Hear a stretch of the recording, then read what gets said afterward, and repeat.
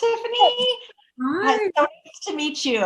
My name is Bernadette, and I'm Kai's aunt. And Kai has a series called the Farmbrook Free Press, and he's a big fan of yours. And I'll let him take it from here. We're so happy to have you with us today. Your director and your films have garnered a great deal of praise, and your past two films have covered both the historical story and a personal story, just in an incredibly intimate and beautiful way. And you're just amazing. And your latest film, which recently came out, it was just beautiful, and it's called Sing Me a Lullaby. And if anyone who's watching this hasn't seen it yet, please go check it out. So welcome, Tiffany. Thank you so much. Thank you. Thank you. Sorry, was running a bit late, but I am here now and I'm excited to be here. Thank you. Yeah, we're so happy to have you, and you're incredibly accomplished in your films. And what made you sort of decide to become a filmmaker? Well, I grew up loving movies, getting lost in television shows, in some of the older movies that would be lying around in the house that I would be able to watch. And I think for me, I wanted to be part of that process of making the stories. And mainly because I actually wanted to see more stories where I saw more people that looked like me, because there weren't any. It was really hard to find, at least for me, to find people that looked like me that also spoke English too, And so that, growing up with that type of duality, being born and raised in Canada, and having a culture and background of Chinese and Taiwanese, it made it challenging to find the stories that I felt represented or I could feel connected to in that way. And I often struggled between that, and when I realized that there was an opportunity or a possibility that I could be, instead of waiting around for those stories, I could do that. I could tell those stories. And it was because there were a few films that came out, when I was growing up, that made me believe that there was an opportunity for me to be a filmmaker. So we have this incredible Canadian Chinese director named Me A Lullaby. She made this incredible movie called Double Happiness. I was 11 when I watched it. It was starring Sandra Oh. And I just it was probably more deep than I could understand it at the age of 11, but I just remember feeling held, I felt like I was it's like when you finally feel like you see a part of yourself on the screen, it makes you feel validated. I don't know if I knew that word when I was 11, but I remember feeling good about it. And I wanted more of that, And so I think that really propelled me to wanting to be a filmmaker and tell stories, and I think tell the stories that I wish I had growing up. Yeah. What is your process? You've received a lot of people have told you that the way that you do your documentaries, they're just incredibly intimate, and that's sort of it's sort of a trademark of your films. How have you developed that over time? Honestly, I think it's because I actually think I'm not too great of a filmmaker. I actually think I'm just better at building relationships with people.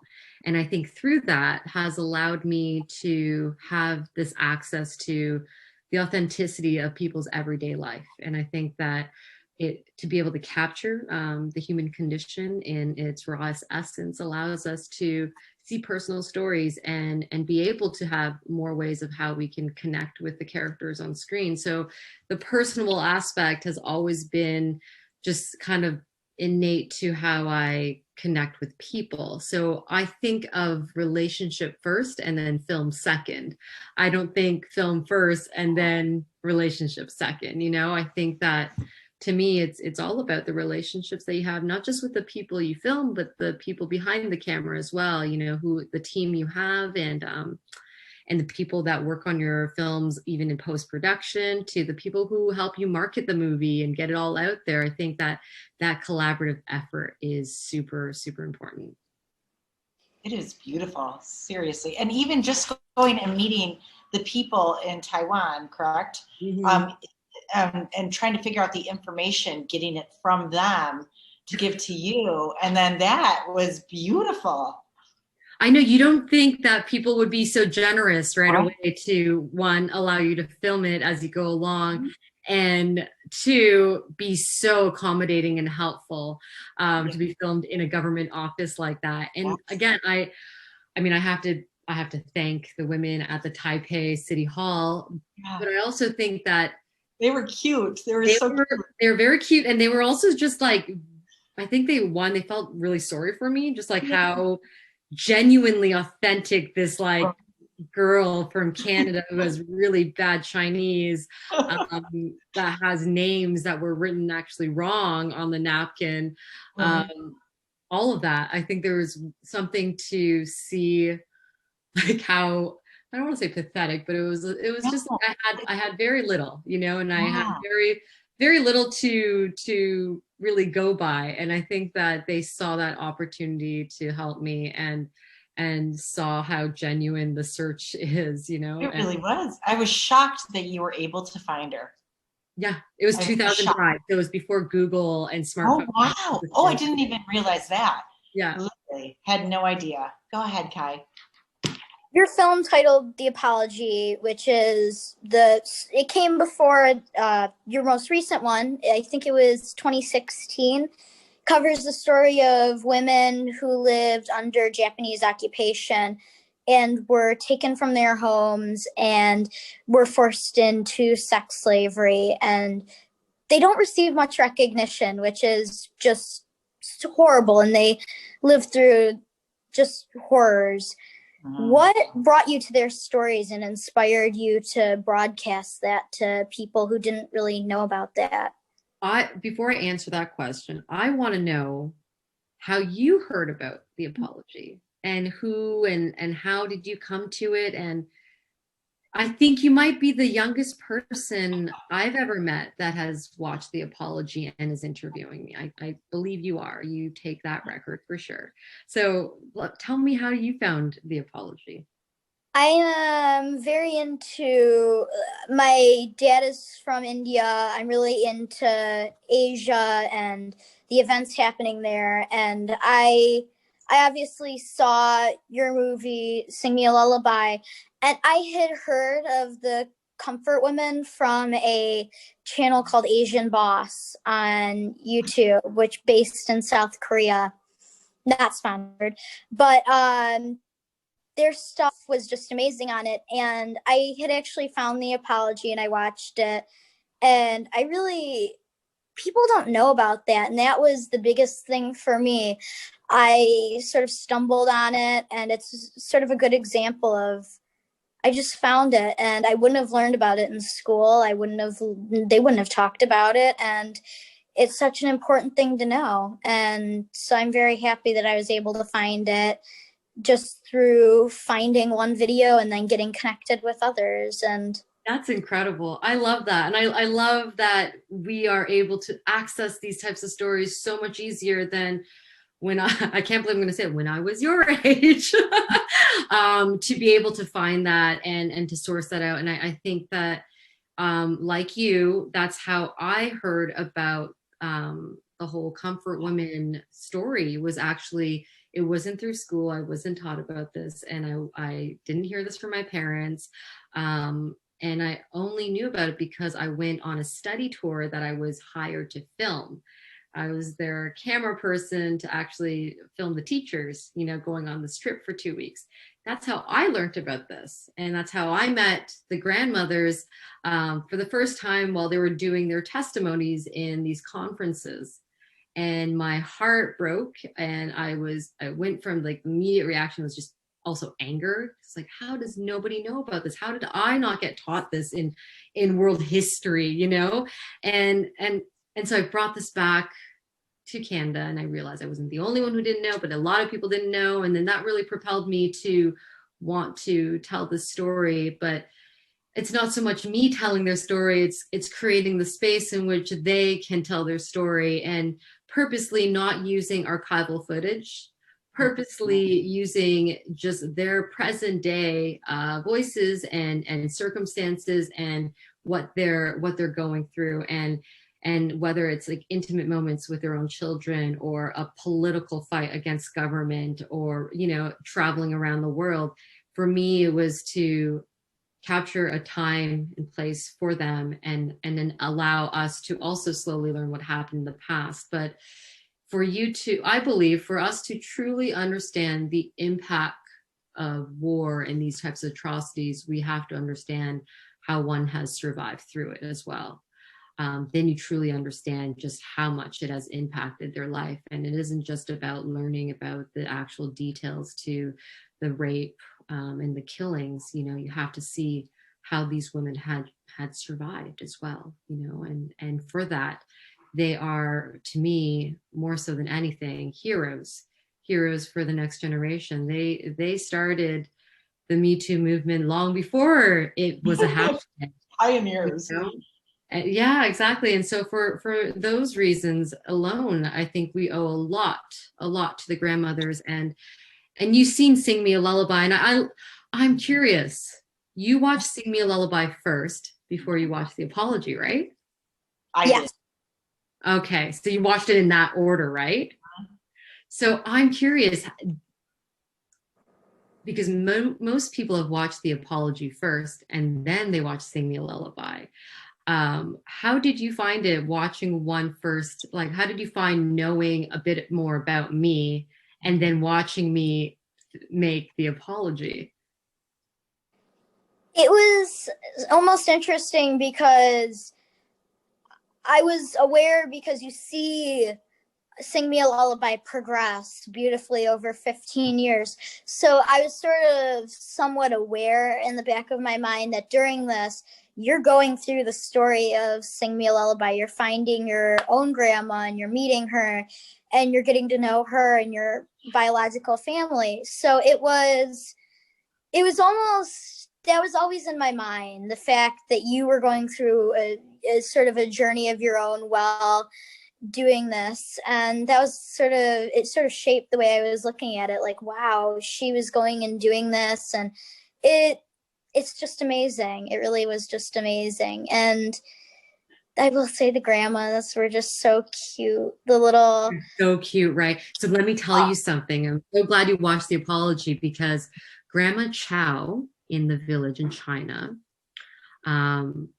it was her relationship with her daughter that reminded me of my mom and Popo. You see, because she didn't know why she was adopted. She just knew that her mother couldn't have kids, but she never knew to the extent of what had happened to her mother. Wow. She never asked her, right? Because it's uncomfortable to ask those things. And so when you see that last scene where she's asking her aunt to ask her mom to confirm things that she had started now understanding, Right. She couldn't even directly ask her mother. And so spending years observing their relationship, for me, was like observing my mother and my grandmother, my popo, you know, the one who adopted my mom. Yes. And so you see the parallels in certain themes, and why I guess I gravitated to their storyline, and really, you know, just captured just like stoicism, silence and stoicism, and her independence, and also what it means and why people don't share and don't talk about the past, and where that strength comes in that, and that tremendous sacrifice too, because someone has to carry that. And for Grandma Chow, for her, it was for her to just carry it, no matter how painful it is. Can you imagine not being able to tell anyone and not wanting to tell your child? You'd rather just die with that yourself. And so for all those reasons, I like, so that's why it's always so interesting to hear how people have watched one film before another, and to see through their eyes how they experienced it, knowing a little bit more information going into it. It's really neat. I cried so much during both, like really just like But I heard you also laughed as well. Oh, it was like a bittersweet journey of, oh my goodness, this is so good. It was just great. It really was. I can't wait for the next one. And that brings up the point. Watching the apology and Sing Me a Lullaby, it's really, it can bring out a lot of emotions and both happy and sad. What was it like actually meeting the grandmas or meeting your own grandma on an emotional level while filming these movies?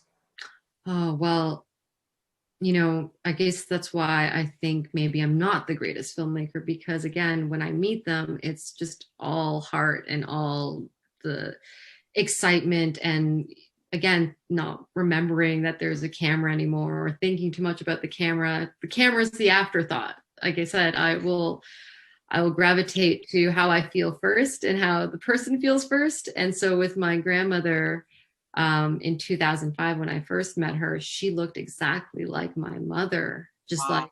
like 30 years older, right? And so when I knocked on her door and looked at her, I'm like, It's amazing. you're like my mom. Did you see yourself in her too? Well, that's the thing. I feel like everyone's always told me I look more like my father. Oh, okay. I'm like, unfortunately, my mom, I know my mom's very beautiful. So. Oh, but you're beautiful too, but she's beautiful and she's fun, lively. So I saw her through this, 70-year-old woman who opened the door, and I froze a bit and so nervous. And what's so amazing, and I'm so glad my 21-year-old younger self made that decision to make sure that we filmed it from really far away, because that's a moment that was for me and her, and it didn't need to be interrupted or obtrusive or caught on candid camera. And I'm glad that I respected that space also, but respected how I was going to meet her for the first time, and it wasn't.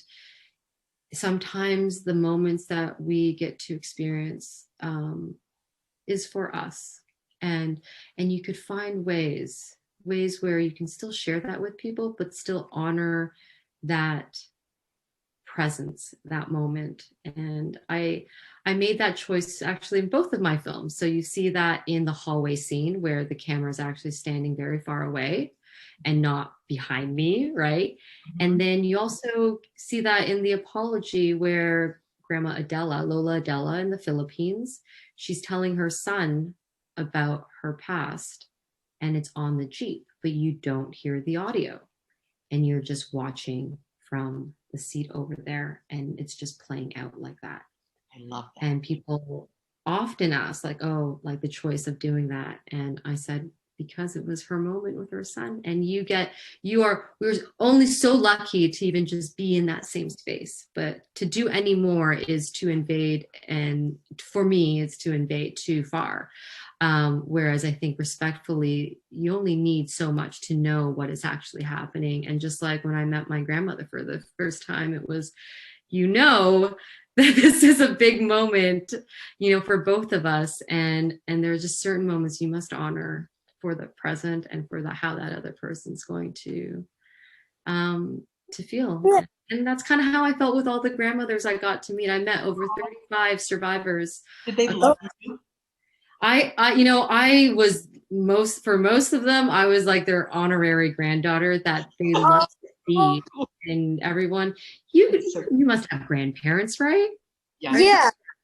So you know what I'm talking about. It's this they just want to feed you and they want to take care of you. And it's less about me being a filmmaker. I don't think many even believe that I was a filmmaker in many ways. I think traditionally maybe they've seen it more as a male role. And so to them, it was like this cute little lost girl, like all the way out here, most of the times by myself. And so that was really cool. It was really awesome to hang with them. I mentioned earlier your films are incredibly intimate. Is there a single thing that you found people bonded over the most, that you were able to build? You built a relationship with these grandmas and your own grandma, where you were able to talk to them, especially with the apology. How'd you build that relationship? Was there a single thing that you attribute that to? Aside from food, because I think food is the universal language to love, and that's how we express love in my culture. I think many cultures, and I think specifically even a generation. I think the older generation has the expression of love because food was also a scarcity in their time, and so it is a way to show love and nourishment is to provide food. So that was always around eating. I just remember eating. There's not one grandmother where I did not have those meals with and eat with, And then I think the second thing would be the way that our intimate relationship really kind of time for specifically the grandmothers in the apology. I spent 3-4 years filming them before really the footage that some of the really intimate footage that you've seen, was accessible after a few years of getting to know them and going back and showing that I was coming back, because you can imagine they have lots of requests and lots of people maybe wanting to film them or document them, but the commitment of coming back because you want to tell a full story. I was committed to tell the most full story I could without making a 6-part series, right? So I really wanted to do that, and I really wanted to, and it's challenging, and it takes a lot of time and commitment from both of us and people, and so I think that's my approach, was sharing with them as much of my process as possible with the grandmothers in the apology, and not just them, but to their family and to their community and their organization, was to share my intention and my approach very, very, like, just right off the bat, and then to also show them things that I was filming and share with them, because transparency for me, it's like, no one likes to be filmed. I don't like to be filmed. It feels very vulnerable, and you don't know what they're going to do with it. And the more you can share with people that you're building a relationship with, the better things are. And I often showed them the camera and showed them playbacks of not just what I shot of them, but also what I shot of other grandmothers. So we were creating this bit of this like digital, interaction with the other grandmothers that you saw in the apology in the Philippines, where I brought the laptop there. And I showed them a message from Grandma Gil in Korea. And that's how I was able to, be able to share one another's stories and what they were going through. But I think with my grandmother in Taiwan and meeting her first, I mean,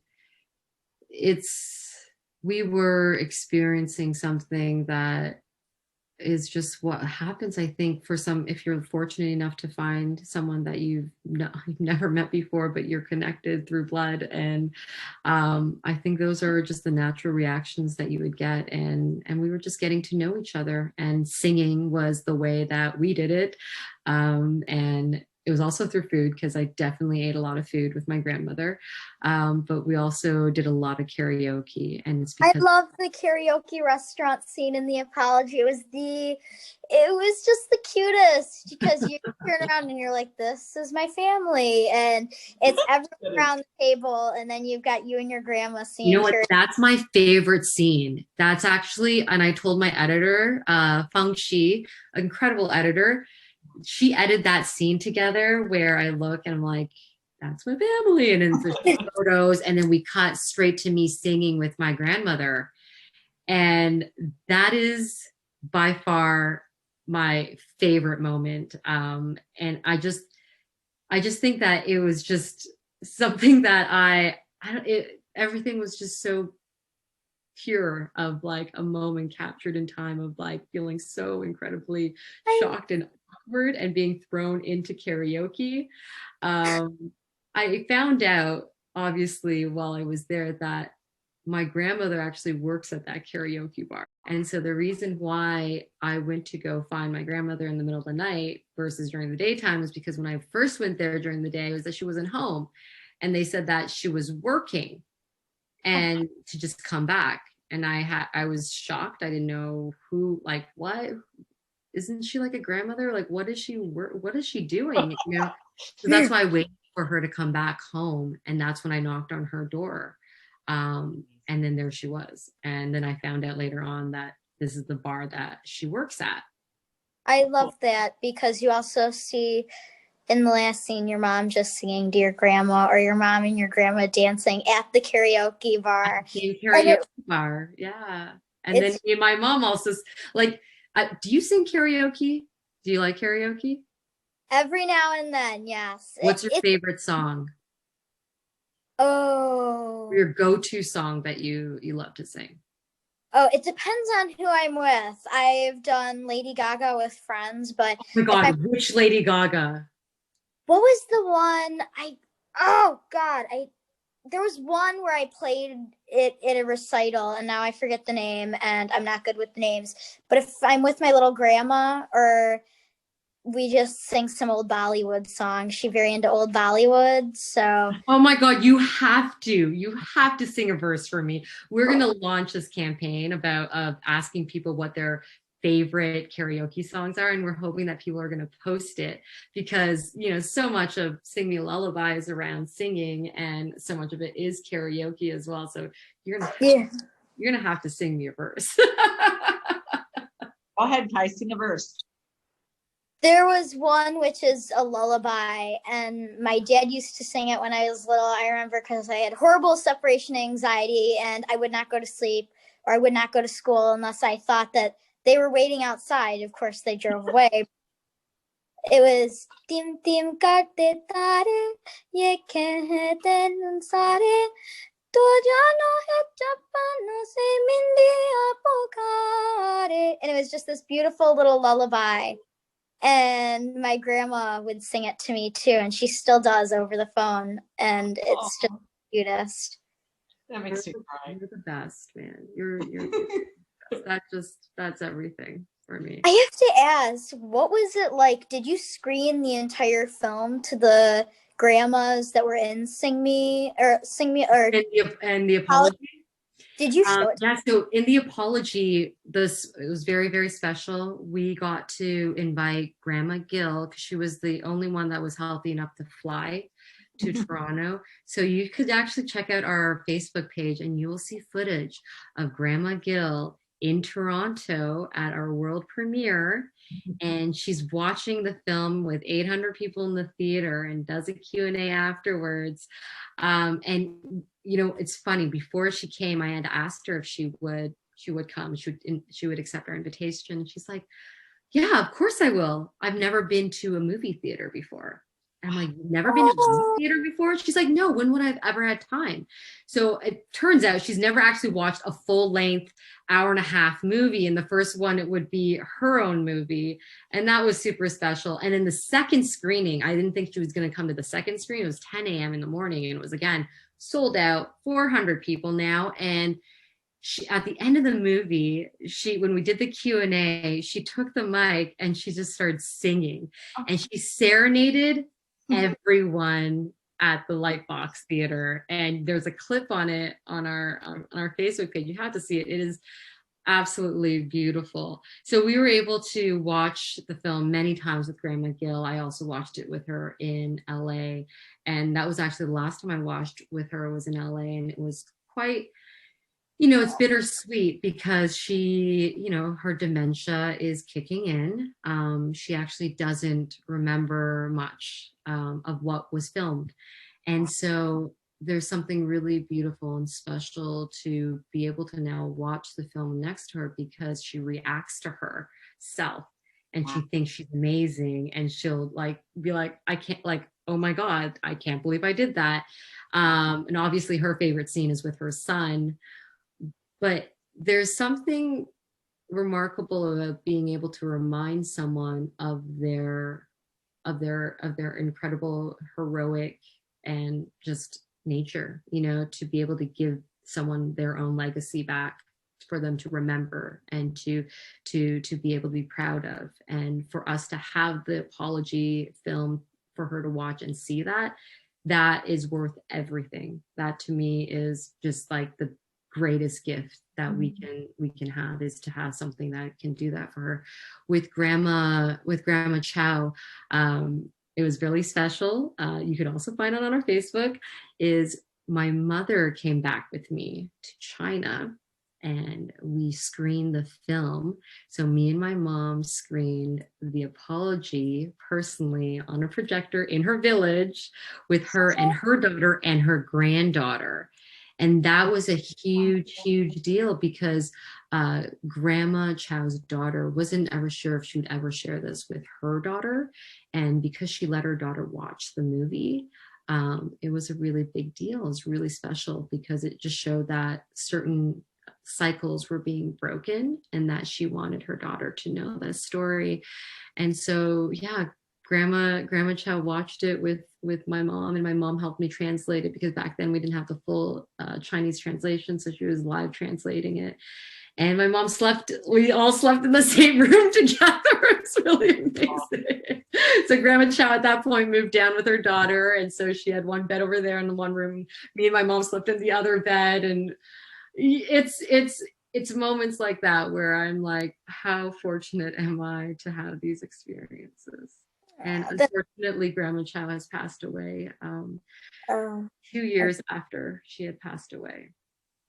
It's beautiful that you were able to screen that for her. And it's just, these people deserve more compensation than they have received. And you really helped in that. Your film, did you expect it to be the big success it was? You won a Peabody Award for it.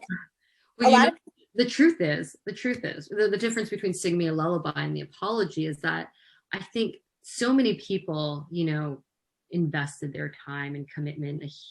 Over 100 people made The Apology possible, from volunteers to translators to producers to editors, so many people.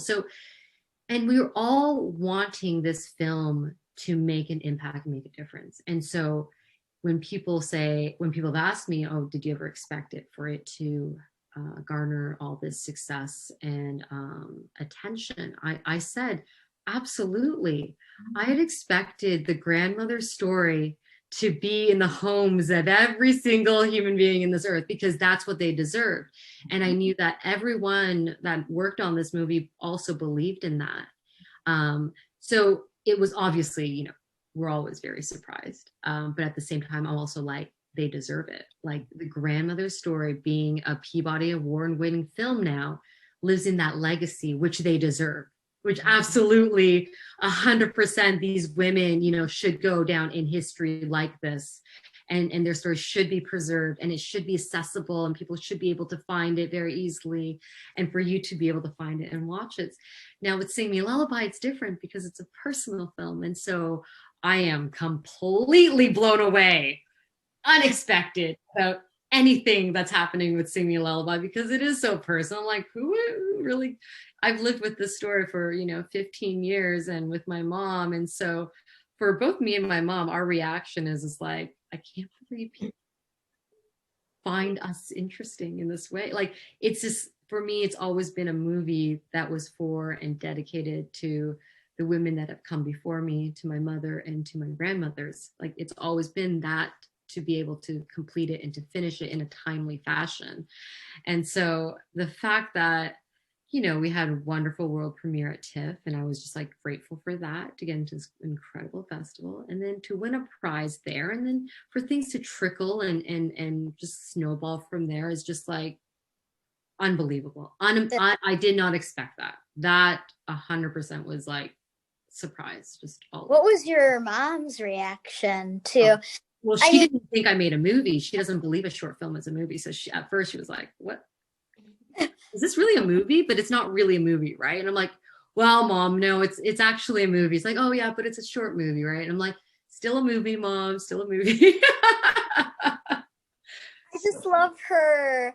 I love, like, at the beginning, she is obviously a little bit, she doesn't want to get her hopes up, and she's a little bit like, so that experience of her seeing her film, even if she doesn't think it's a movie, like, seeing it go out at TIFF and seeing people just love it and be touched by it and almost just be inspired in their own stories by it. So it's beautiful. Her reaction, honestly, it's I think the most important thing is after watching it the first time with an audience that we got to do a private screening, um, I think it was the first time I've ever seen my mom light up like that with the attention of people watching the film and then watching her on stage do a Q&A. And these were friends and family members and coworkers of hers. And it was the first time where I feel like my mother's ever felt like she was fully seen in its entirety. And I think that was one of the most special evenings of my life, to witness my mother feeling that way and glowing in that way. And I don't think it's often where we can be seen as a complete full human in all aspects of understanding our past, our upbringing, and then to know us who we are today. And that was just a snapshot of my mom. And so for those reasons, I think it makes it really special. I think we all want to be seen. We all want to be appreciated, but also understood, most importantly. I think there's a lot of people out there that don't feel understood. Yeah. I'm being understood. That's beautiful. Was there a certain lack of, for lack of a better term, I don't think that this is a word, was there a certain intertwinement between Sing Me a Lullaby and The Apology? Oh, absolutely. Absolutely. I couldn't have made one film without the other. I don't think you think about it. I was 21 when I first went to find my grandmother. No one believed me. In fact, I also didn't think it was going to happen, but I did. And I saw the impact in how that had changed my mom's life and how the ripple effect, around that truth had. But also the incredible stories that my grandmother had and the life that she had lived through and her experiences, I would have never known had I not found her, and we would have never known. My mother would have never known. And that to me is the greatest pain, is to guess or think that you were abandoned and not loved and not cared for. And to know that the sacrifice actually shows the greatest type of love, right? So then when I was invited to go on that study tour to film the teachers, I did not expect to fall madly in love with all these grandmothers. But because I had already experienced Sing Me a Lullaby in the journey of finding my grandmother, and already in the midst of the journey of uncovering so much truth and the impacts and seeing how that resonated with my family, when I finally was in China and Korea and the Philippines, I knew immediately that this was something I had to do. Like, it was just like nothing could stop me. And I was very stubborn and adamant. And I knew how important it was before it was too late, to be able to capture their stories. Before it was too late, people needed to hear them and see them for who they are, and also know their history, but also, most importantly, know their survival. And so that I would have never come to those types of conclusions or have that type of, I think, emotional resonance had I not gone through what I went through with Sing Me a Lullaby. Yeah. And then the truth of the matter is, I don't know if I would have ever finished making Sing Me a Lullaby had I not finished making The Apology. Because by finishing The Apology and by going through all of the experience and the maturity and working with some of the most excellent people in our industry to make The Apology, taught me to look at the various complexities of stories and of people's truths, and so much of documentaries, a lot of it is written in the editing room. You could capture a lot of footage, but like to assemble it together. So it, it's a secular thing that happened. One had to start with the other, and one needed to finish it for the other one could be completed. Because Sing Me a Lullaby would have been a different film had I finished it when I was 21 or 22. It wouldn't have had the weight that it has today. What's it like looking back on 21-year-old Tiffany? Obviously, that was, 16 years ago now? So is it strange to look back Is it 16? Oh my God, is it 16? Yeah, 2005. 2005. Oh, Is that 16 years? I feel like it is. Yeah, 2006. That's Yeah, crazy. 16. I've been saying 15. Wow. I guess now I have to say 16 now. because 21. But is it? Thank you for that. You've corrected me. I have to Oh, change all sorry. the interviews now and say. Sorry. No, What you're is right. it? It is 16 years. But what is it like to look back at? Like, is it strange to look back at yourself going through that journey? Absolutely. Have you ever seen stuff of yourself when you were like 10? I know you're 13. Yeah, Right? or even 5 or 4. It's like, wait, what? It's almost crazy. How old are you? I'm 13. Yeah, So you must have been very different like 3 years ago, would you say? for sure. And how is it when you see videos of yourself from back then? It's despite it was only 3 years ago. It's sort of like you are sort of confused by half the things. You're like, what? There's a lot of everything that rushes through your head. There are a million thoughts. You know what I mean? It's crazy to look back on. And how were you like a 7-year-old, so like half your age? Crazy. I sang a lot, and I don't even know. That's even weirder. It's even weirder the farther you go back, because it's like, wait, why was I interested? Why was I obsessed with the Titanic for 3 years? Why was I obsessed with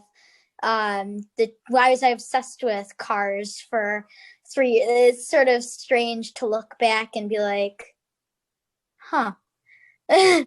I love it. And that's exactly how I felt about myself. But I was a little bit more, I was definitely mean about looking at 21-year-old Tiffany. You know, it was it's like, why are you wearing that? Why would you say that? Or why, oh, how come you're so like this? And I was very critical of 21-year-old Tiffany, but move, like, you know, once I moved past that, I could appreciate, and I think we should always do this, you know, and with your 7-year-old self and your 10-year-old self, we are who we are today by the trials and errors, and whether we make mistakes or no mistakes, or the things that we experiment with, it does shape us. It does allow us to grow into who we are today. And so as much as I might have been really annoyed with 21-year-old Tiffany and thought that she was overly confident and didn't need to say all the things she needed to say. And I just saw through her, and I was like, you're too much. Like I did not like her at first. And it took me 10 years to look at footage of her because I was so critical of her and I was so embarrassed by her.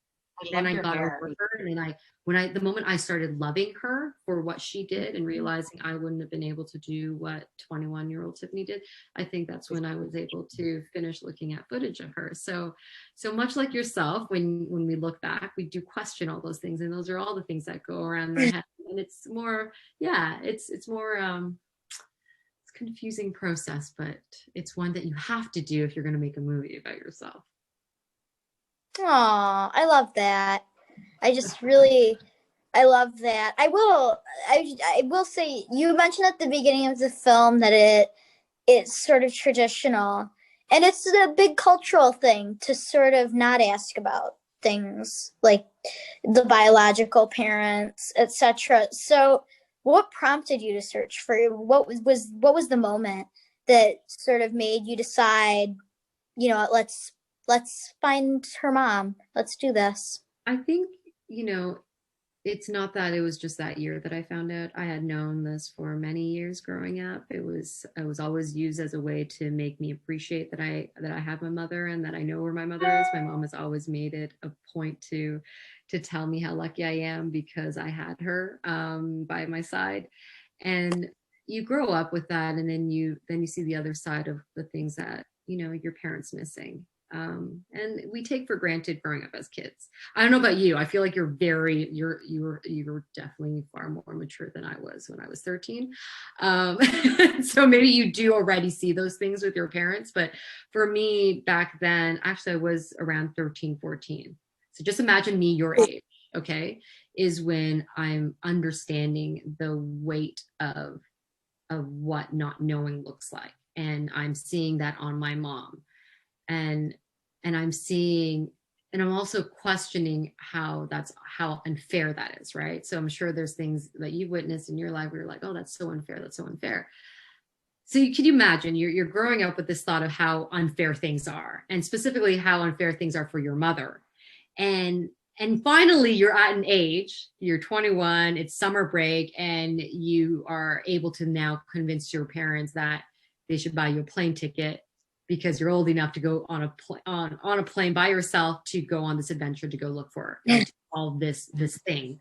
Yeah. So it's been something that was accumulating and building up and building up and building up. And the vehicle of being, you know, a summer break, film student, all of that was the culmination that allowed us to do what we did. And I had two really good friends.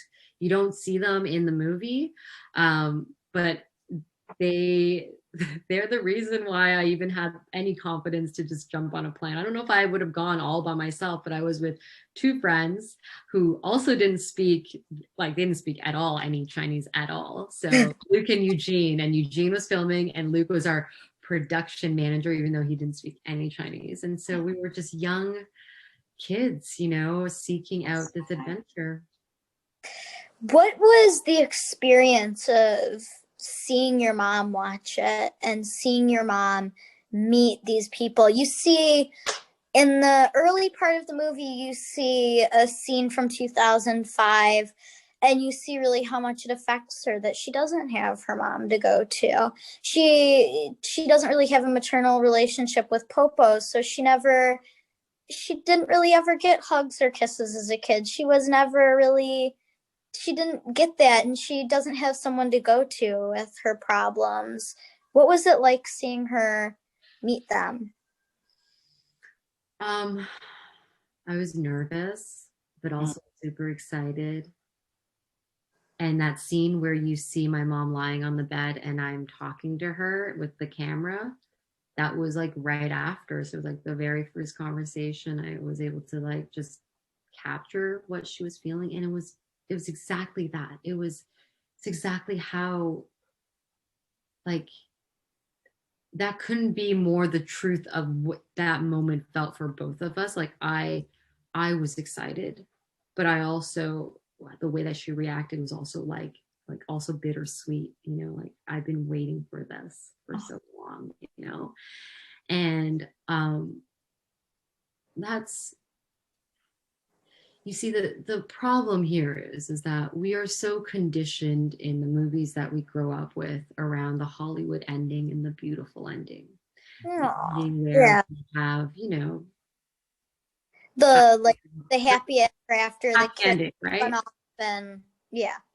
And I think what made it so hard to finish this movie for me was that it was not ever happy. And I wanted it to be, and I wanted this to, back then I had a certain amount of expectations of how this was going to improve my mother's life and make her happy.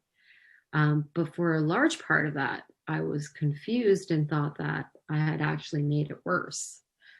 Because the truth is hard. The truth of knowing that you're the only one that was separated, because my mom thought all the kids were separated.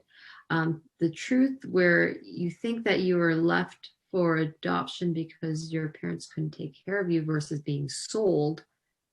You know, these are the things that impact and make you evaluate your self-worth. And so for all those levels, I felt pain for my mom, that the truth was devastating and hard. But I think as we understand it and as we know more of the story, and the bittersweetness of my grandmother's sacrifice, it's nor happy nor sad, nor it's life. It's real life. Life has those ups and downs, and it doesn't end with one feeling only. And I think that with Sing Me a Lullaby, the way we ended, it's like, is it happy? Is it sad? Or is it life? And I'd rather leave people with that feeling of like, that's just life. You know, we have to take the sweet shower. You built this over, like I said, 16 years. So this is complete journey. It's a huge journey. What was your family in Taiwan's reaction to seeing this? Well, that's the thing. My grandmother is still in a stroke state, so she is unable to talk and unable to eat on her own and communicate. So we haven't been able to, well, obviously because of COVID, otherwise I would have gone to Taiwan already. We haven't been able to go there to see her since the movie has been done, even though we had been planning to, and that's kind of always been the plan, was to bring the movie back to Taiwan and to watch it with her. Whether or not she fully understands or comprehends it, it was just the spirit to be able to be in that space with her. I'm happy that my aunt, so my mom has an older sister who lives in New York in Flushings, which is so cool. This whole time she was there, whole time she was just 10 hours away. She watched it, and my cousins, I have 3 cousins, and they watched it and they loved it. And it's so great for them to see that story in its entirety of it. But also, it's also hard for my aunt to see it, because for my aunt, she also had her own trauma of what it was like. And as I mentioned earlier, at the end of the day, everyone wants to be understood and seen. I think for my mom's siblings, they had also very difficult upbringing with split up between their father and mother, and it was tough for them. And so that's another reality. So when they watched this movie and saw my mother, they're also thinking about their own upbringing and how hard it was for them as well. So I can see how it also evokes those types of emotions for them. It's almost like a puzzle piece that is sort of put in after a search for it. I was touched to see you guys.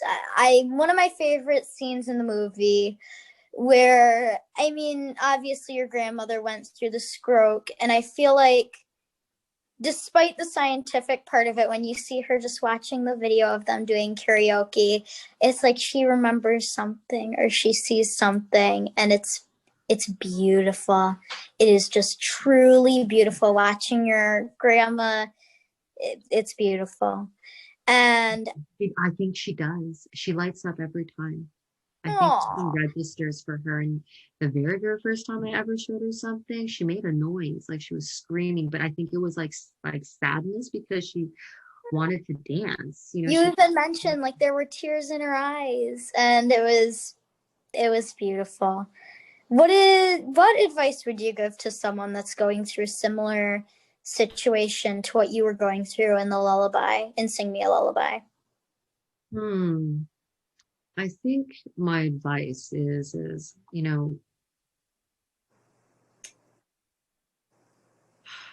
I think it's unfair to say that uncovering every truth is going to lead to a certain type of result in happiness. I think one should always be prepared that it could be bad and it could be good, and to accept that, truth is choice as well, to have that choice of seeking, if you do have that choice, to be able to go out and seek and to figure out more, because it's a burning, aching question. And I do believe if there's something aching and burning inside of you and you just want to know whether it results to more happiness or maybe it brings more pain, that's the goal, and to accept that is what can happen. That's my greatest advice, because I think otherwise it can be very hurtful to have a certain type of expectation. I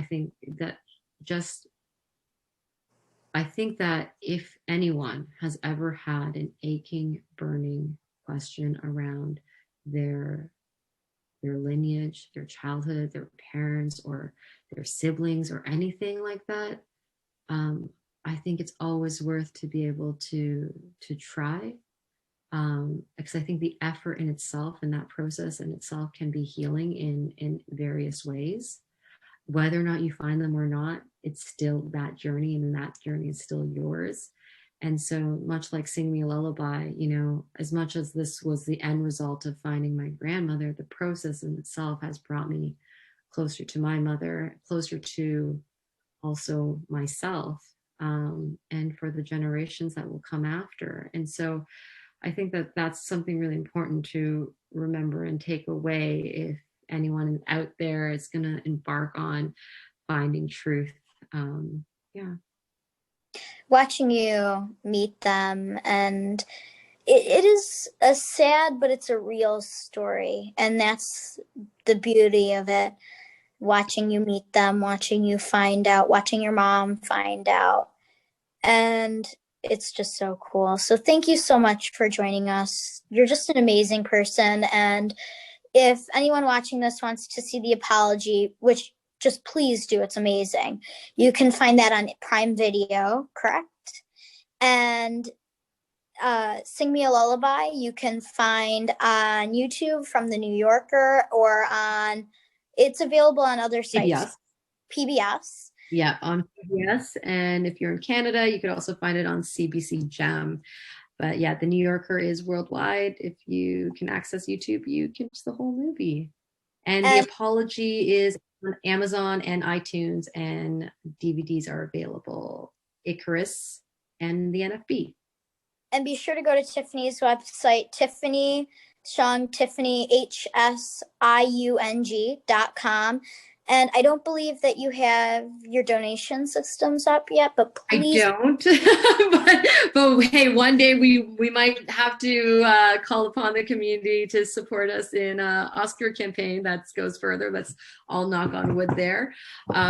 We have 5 more days and of voting, and we'll see how that goes. All very exciting. But you can follow us on Twitter at Showing Tiffany and Sing Me a Lullaby Film, and then on Instagram at Sing Me a Lullaby Film, as well as on Facebook. You could just travel along with us on our journey.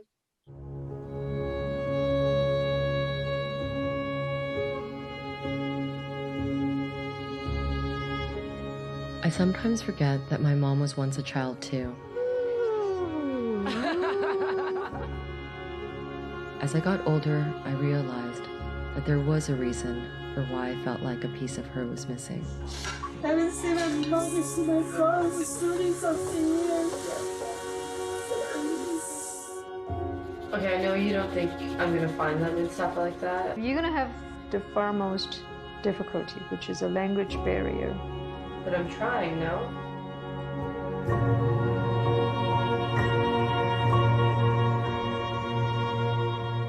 It's totally overwhelming. Like, this is a place like where my mom grew up. Mom, I'm trying to... No, I'm not in the hospital. Just breathe. Just breathe. Just breathe.